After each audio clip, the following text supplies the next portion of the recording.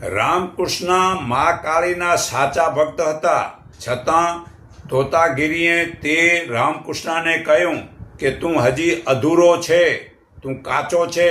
તેથી રામકૃષ્ણ કહ્યું કે હું મા કાળીને ભોજન ખવડાવું છું, તો ભલે તું મા કાળીની મૂર્તિને ભોજન ખવડાવી હઈશ, છતાં જા મા કાળીને તું પૂછી આવ કે હું તમારી મૂર્તિને ભોજન ખવડાવું છું, છતાં હું અધૂરો અને કાચો છું.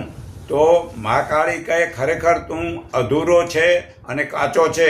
તું મને જે માને છે તે તો તું મારું આ માયાનું સ્વરૂપ છે. આ રૂપ રંગ નામ જે છે તે હું માયા છું, પરંતુ તે મને બંનેને બનાવનાર પરમાત્મા જુદા છે. તે મને ને તને બનાવનાર જુદા છે. તેને જાણવાથી મનુષ્ય પાકો બને છે. તો તે રામકૃષ્ણ તોતાગીરીને કહ્યું કે હું કાચો અને અધૂરો છું, તો મારે શું કરવું કે પાકો બનું? ત્યારે તોતાગીરીએ કહ્યું, જા તું મા કાળીને પૂછી આવ કે હું તમોને છોડીને તોતાગીરીને ગુરુ કરું. તો મા કાળી કહે, બરાબર છે, તને ગુરુ તેને કર, તે કહે તેવું તું કર તો પૂર્ણ થઈશ. ત્યારે તેણે તોતાગીરીએ પૂછ્યું, મારે શું કરવું? તોતાગીરીને પૂછ્યું, મારે શું કરવું? તો તોતાગીરીએ કહ્યું કે તેનું માથું કાપી નાખ, માને મોહ તેનો છોડી દે, મૂર્તિ પૂજવાનું છોડી દે, તો તું પાકો થઈશ.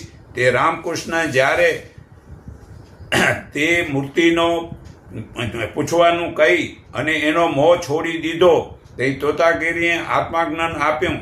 ત્યારે તે રામકૃષ્ણ પરમહંસ કહેવાયા, જે પરમ તત્વ પરમાત્મા નિરાકારને જાણે તે બંને પરમ ગુરુ શિષ્ય સમાન બને છે. પરમ તત્વને જાણે તે મહાન તત્વને જાણે તે બંને મહાન બને છે. તેમાં સર્વે જગાને સમાન દ્રષ્ટિ જુએ છે. તેમને સ્ત્રી કે સ્ત્રી દેખાતી નથી કે પુરુષ દેખાતો નથી. બધામાં પરમાત્મા દેખાય છે. આ ગીતા અધ્યાય 13 શ્લોક 31માં જે મનુષ્ય જ્યારે જુદા જુદા પ્રાણી પદાર્થને એક પરમાત્મામાં રહેલા જુએ છે અને તે સર્વને વિસ્તાર પરમાત્માથી થયેલો જ સમજે છે, ત્યારે તે પરમાત્મા રૂપ બને છે. આત્મા શરીરમાં હોવા છતાં તે કશાથી લેપાતો નથી, તે કશું કરતો નથી.